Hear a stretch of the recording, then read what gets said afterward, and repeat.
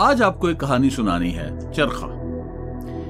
बैरून मुल्क से तालीम याफ्ता नौजवान अपने गांव पलटा तो देखा कि एक बुढ़िया चरखा काट रही है। नौजवान बुढ़िया के पास गया और बोला, बुढ़िया, मुल्क में इतने मसाइल हैं और तुम सबसे लातल्लक अपने काम में मगन हो।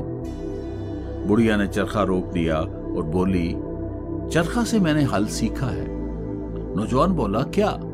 बुढ़िया बोली, पुत्र, जब बेहंगम और कमजोर रुई चरखा में बल खाती है तो इसमें तरतीब, तंजीम और इत्तेहाद पैदा हो जाता है और ये मजबूत रस्सी में बदल जाती है। देखो, रुई की गांठ को दूसरी चीजों से बांधना पड़ता है और जब ये रस्सी में बदलती है तो दूसरी चीजों को बांधने लगती है। बस रुई से रस्सी तक का सफर है तरतीब, तंजीम और इत्तेहाद पैदा करना है और मसले खत्म। नौजवान बुढ़िया की बात से बहुत मुतासर हुआ और झट से एक और सवाल दाग दिया, तुमने चरखा से जमीनी बातें ही सीखी हैं या कोई आसमानी बात भी?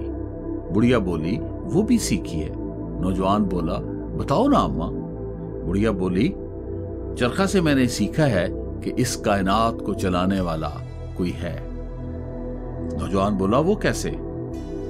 बुढ़िया बोली, पुत्र, जब मैं चरखा चलाती हूं तो ये चलता है, जब मैं हाथ रोक देती हूं तो ये रुक जाता है। जब एक छोटा सा चरखा खुद नहीं चल सकता तो इतना बहुत बड़ा चरख खुद कैसे चल सकता है? इसलिए इस कायनात को चलाने वाला कोई है। बुढ़िया आगे बोली, चरखा से मैंने ये भी सीखा है कि इस कायनात को चलाने वाला एक है। नौजवान बोला, वो कैसे? बुढ़िया बोली, पुत्र देखो, अगर कोई दूसरा हो और वो मेरी मुआवन सिम्मत में चरखा चलाए तो चरखा तेज से चलेगा और धागा पतला होकर टूट जाएगा। अगर दूसरा मेरी मुखालिफ सिम्मत पे जोर लगाए तो चरखा रुक रुक कर, अटक अटक कर आहिस्ता चलेगा और धागे की जगह फुटियां बनेंगी। चरखा रवानी, तवाज़न और कामयाबी से तब ही चलता है जब चलाने वाला एक हो। ये कायनात जिस रवानी, तवाज़न और कामयाबी से चल रही है तो इसको चलाने वाला एक है।